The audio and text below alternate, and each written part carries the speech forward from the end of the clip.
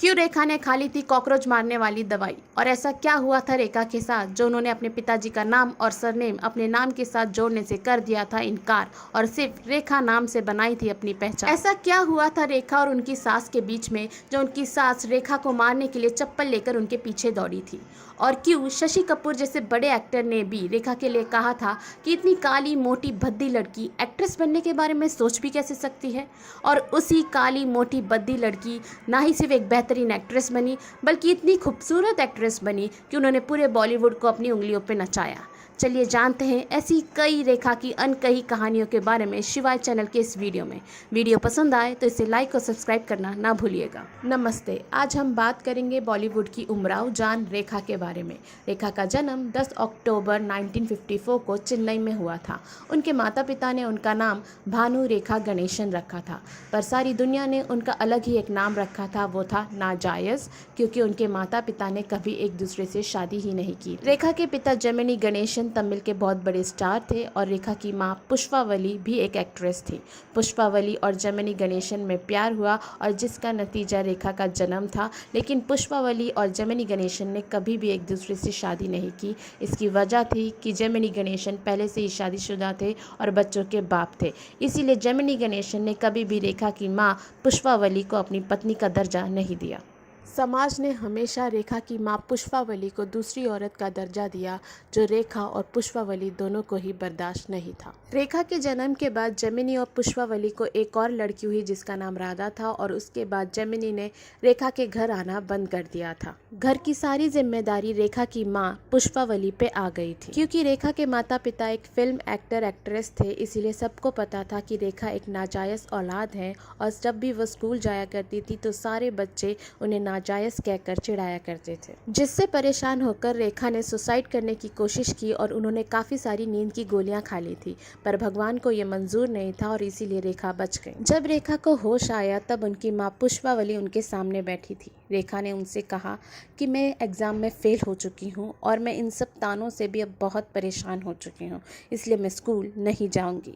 तब उनकी माँ पुष्पावली ने कहा, ठीक है, तुम स्कूल मत जाओ, तुम फिल्मों में ट्राई करो। रेखा से पूछा नहीं गया था कि वो फिल्म इंडस्ट्री ज्वाइन करना चाहती हैं या नहीं, बल्कि उन्हें एक ऐसी दुनिया में धकेला जा रहा था जहां वो जाना ही नहीं चाहती थी। रेखा ने एक इंटरव्यू में बताया था कि वो कभी भी फिल्म इंडस्ट्री ज्वाइन करना ही नहीं चाहती थी, पर उनकी घर की माली हालत इतनी ख़राब थी कि उन्हें मजबूरन फिल्म इंडस्ट्री ज्वाइन करनी पड़ी। रेखा 4 साल की थी जब उन्हें छोटे मोटे काम फिल्म इंडस्ट्री में मिलने लगे थे। वो एक स्टूडियो से दूसरे स्टूडियो घुमा करती थी काम की तलाश के लिए, जबकि उनके पिताजी Gemini Ganesan Tamil film industry के बहुत बड़े स्टार थे और उनका एक नाम ही काफ़ी था रेखा को काम दिलाने के लिए, पर उनके पिताजी ने कभी भी रेखा का कोई साथ नहीं दिया, जिसकी वजह से रेखा को बहुत सारी परेशानियों से गुजरना पड़ा। रेखा जब छोटी थी तब वो थोड़ी सांवली और मोटी थी, जिसके वजह से उन्हें कोई भी बड़ा रोल नहीं मिल रहा था। इसीलिए उनकी माँ पुष्पावली को भी लगने लगा था कि रेखा अब कभी बड़ी हीरोइन नहीं बन पाएगी और उनके सपने कभी पूरे नहीं हो पाएंगे। पर रेखा के नसीब में तो बॉलीवुड की क्वीन बनना लिखा था। इसीलिए एक दिन एक प्रोड्यूसर की नज़र रेखा पे पड़ी। जहाँ सारी दुनिया अपने काम में लगी हुई थी, वहाँ एक मोटी सांवली सी लड़की खाना खाने में लगी हुई थी, सारी दुनिया की परवाह किए बगैर। ये अंदाज उन प्रोड्यूसर को बहुत पसंद आया और उन्होंने रेखा को अपनी फिल्म में एज ए हीरोइन साइन कर लिया। उस प्रोड्यूसर ने रेखा को 5 साल के लिए साइन किया था।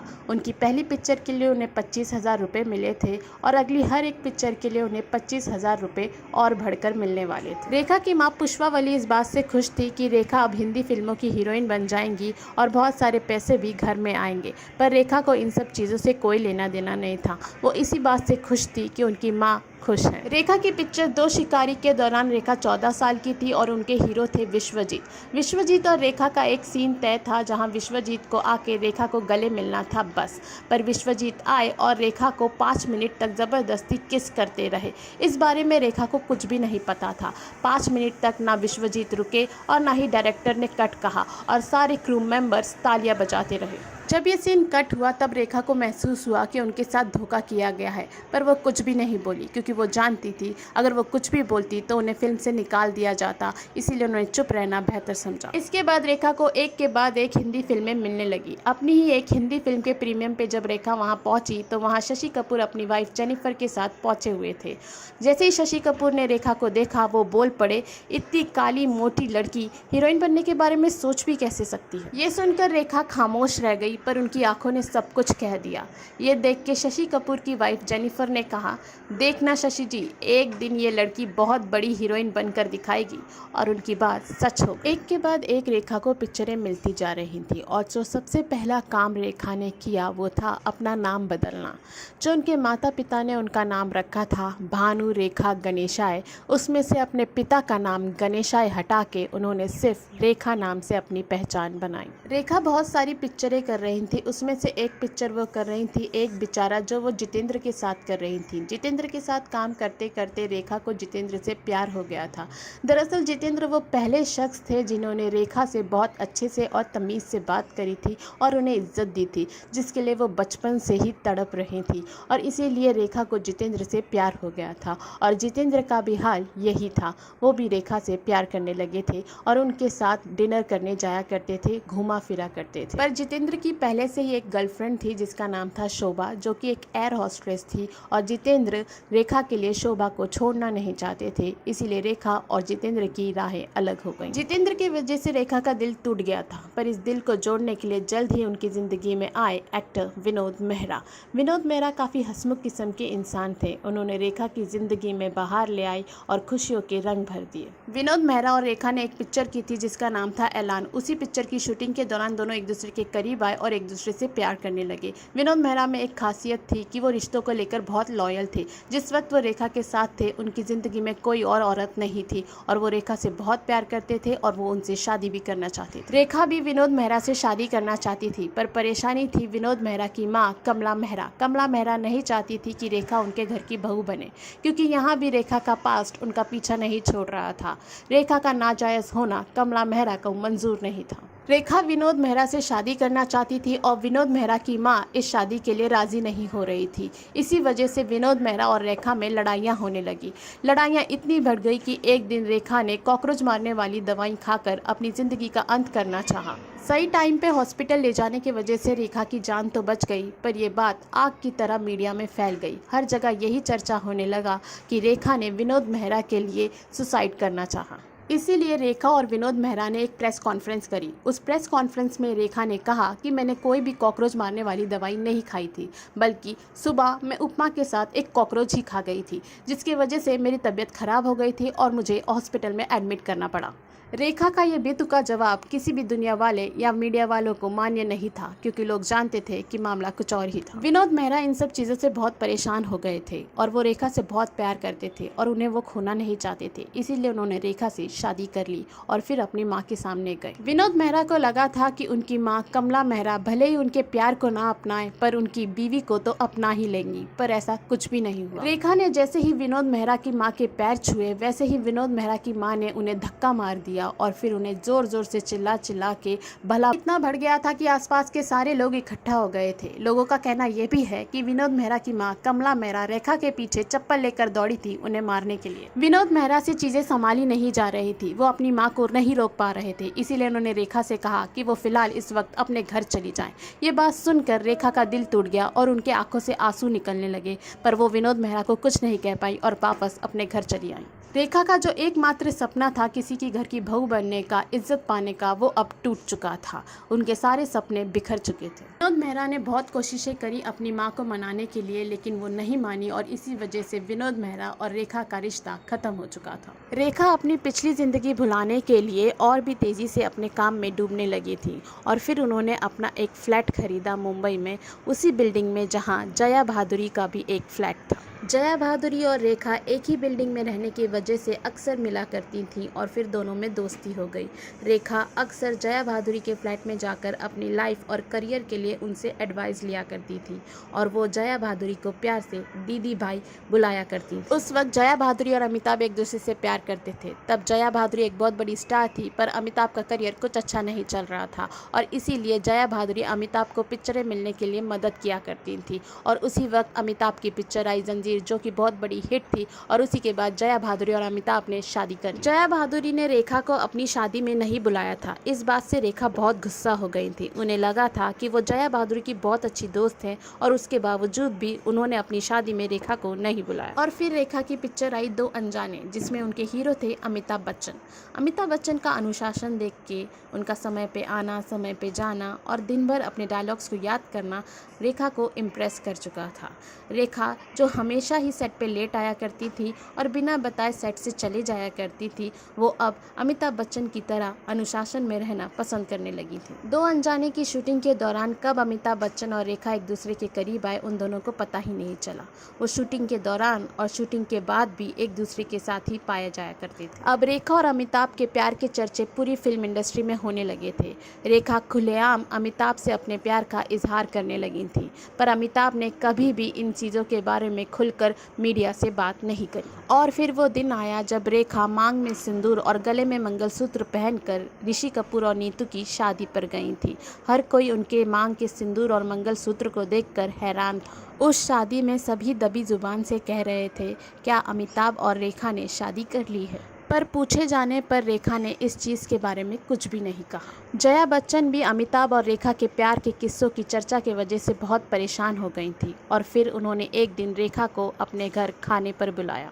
रेखा डर गई थी। उन्हें लगा था जया बच्चन या तो रेखा को घर बुलाकर चिल्लाएंगी या तो उनसे मिन्नतें करेंगी कि वो अमिताभ बच्चन की ज़िंदगी से चली जाएं, पर ऐसा कुछ भी नहीं हुआ था। रेखा जब जया बच्चन के घर गई तो दोनों ने साथ में मिलकर डिनर किया और फिर जया बच्चन ने रेखा को अपना पूरा घर दिखाया और इंटीरियर के बारे में बात करी। हर चीज़ की बात हुई सिवाय अमिताभ बच्चन के लेकर कोई भी बात नहीं हुई।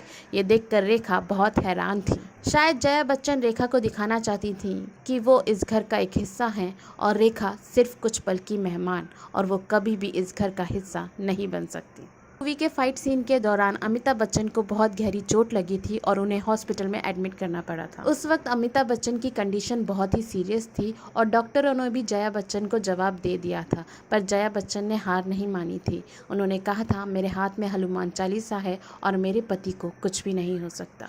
जया बच्चन का ये विश्वास जीत गया और अमिताभ बच्चन को होश आ गया था। उस दिन रेखा भी अपने आप को नहीं रोक पाई थी और बिना मेकअप किए हॉस्पिटल पहुंच गई थी अमिताभ बच्चन को देखने के लिए, पर उन्हें अमिताभ बच्चन से मिलने नहीं दिया गया था। रेखा ने एक इंटरव्यू में बताया था कि उन्हें जताने नहीं दिया कि वो क्या महसूस कर रही हैं उस इंसान के लिए, और ना ही उस इंसान को देखने दिया गया। उन्हें इस लाचारी से अच्छी तो मौत लग रही थी। सिलसिला मूवी के बाद अमिताभ ने भी रेखा के साथ कोई भी पिक्चर करने से मना कर दिया था। एक इंटरव्यू में अमिताभ ने कहा था कि रेखा के साथ उनका कोई भी रिश्ता नहीं था, ये सब मीडिया की बनाई हुई एक कहानी थी। जया बच्चन ने भी एक इंटरव्यू में कहा था कि अगर अमिताभ ऐसे होते तो वो आज मेरे साथ नहीं होते बल्कि कहीं और ही होते। पर रेखा अब जान चुकी थी कि इस रिश्ते का अब कोई भी फ्यूचर नहीं है, इसीलिए रेखा इन सब चीज़ों से आगे बढ़ चुकी थी। रेखा 36 साल की हो गई थी और अब उनके परिवार वाले और दोस्त चाहते थे कि वो शादी कर ले, इसीलिए उनके दोस्तों ने रेखा की मुलाकात दिल्ली के एक बिजनेसमैन मुकेश अग्रवाल से करवाई थी। मुकेश अग्रवाल रेखा के बहुत बड़े फैन थे और तीन ही मुलाकात में उन्होंने रेखा को शादी के लिए प्रपोज कर दिया। रेखा के दोस्तों ने उन पर दबाव डाला कि वो शादी के लिए हाँ कर दे और रेखा भी कहीं ना कहीं चाहती थी कि वो सेटल हो जाए, उन्हें भी किसी का सरनेम मिल जाए और वो भी किसी की घर की बहू बने और दूसरी औरत का ये थप्पा जो उनके सर पे लगाए वो हट जाए। इसीलिए रेखा ने शादी के लिए हाँ कर दी और उसी दिन उनकी शादी मुकेश अग्रवाल के साथ हो गई। शादी के 2 दिन बाद ही मुकेश अग्रवाल और रेखा हनीमून के लिए बाहर चले गए। 7 दिन के इस हनीमून पे रेखा को पता चला कि मुकेश अग्रवाल को डिप्रेशन की प्रॉब्लम है, जिसकी वजह से वो बहुत सारी गोलियां रोज़ाना खाया करते हैं। रेखा के पूछने पे मुकेश अग्रवाल ने बताया कि उनका भी एक पास्ट था जिसमें वो किसी से प्यार करते थे और उनके ना मिलने की वजह से वो डिप्रेशन में चले गए। मुकेश अग्रवाल डिप्रेशन के इतने बड़े शिकार थे कि उन्होंने शादी से पहले भी बहुत सारी कोशिशें करी थी सुसाइड करने की। और रेखा से शादी के 1 साल बाद ही मुकेश अग्रवाल ने रेखा के दुपट्टे से अपने आप को फांसी लगा ली थी। तब रेखा न्यूयॉर्क में थी। सब लोगों ने रेखा पे इल्ज़ाम लगाया कि मुकेश अग्रवाल ने सुसाइड रेखा की वजह से की है, पर रेखा तो उस वक्त मुकेश अग्रवाल के साथ थी भी नहीं। मुकेश अग्रवाल ने अपने सुसाइड नोट में लिखा था कि उनके सुसाइड के लिए किसी को भी जिम्मेदार ना ठहराया जाए और रेखा के नसीब ने फिर से उनका साथ छोड़ दिया और रेखा अग्रवाल से सिर्फ रेखा बनकर रह गई। पति के मरने के कई साल बाद रेखा 2008 में फिर से सिंदूर लगाकर एक अवार्ड फंक्शन में पहुंची जहां अमिताभ बच्चन भी मौजूद थे। जया बच्चन हमेशा से अपने आप को स्ट्रांग दिखाती रही। उन्होंने हमेशा कहा कि अमिताभ और रेखा के प्यार के किस्सों से उन्हें कभी भी फर्क नहीं पड़ा है। पर 2012 में जब रेखा राज्यसभा में आई और जया बच्चन भी राज्यसभा में मौजूद थी तो जया बच्चन को भी फर्क गिरा। दरअसल राज्यसभा में जया बच्चन और रेखा की सीट एकदम एक दूसरे के आसपास थी। इससे जया बच्चन को बहुत परेशानी हो रही थी। इसलिए जया बच्चन ने कहकर राज्यसभा में अपनी सीट रेखा से बहुत दूर करवा ली थी ताकि आते जाते वक्त उन दोनों का सामना ना हो। अगर रेखा और अमिताभ बच्चन में कुछ था ही नहीं तो फिर जया बच्चन को रेखा से नजरें चुराने की जरूरत ही क्या थी। रेखा की अधूरी कहानी। रेखा ने जिंदगी भर न दौलत मांगी न शोहरत मांगा तो सिर्फ प्यार और इज्जत, वो भी उन्हें नसीब नहीं हुआ। उन्हें नाजायज़ दूसरी औरत, इन शब्दों से हमेशा से नफरत रही, पर इन शब्दों ने ज़िंदगी भर उनका साथ नहीं छोड़ा। वो अपने नाम के पीछे लगाए जाने वाले सरनेम के लिए हमेशा तड़पती रहीं और सिर्फ इतना ही। फिर मिलते हैं दूसरे वीडियो में। वीडियो पसंद आए तो इसे लाइक और सब्सक्राइब ज़रूर कीजिएगा।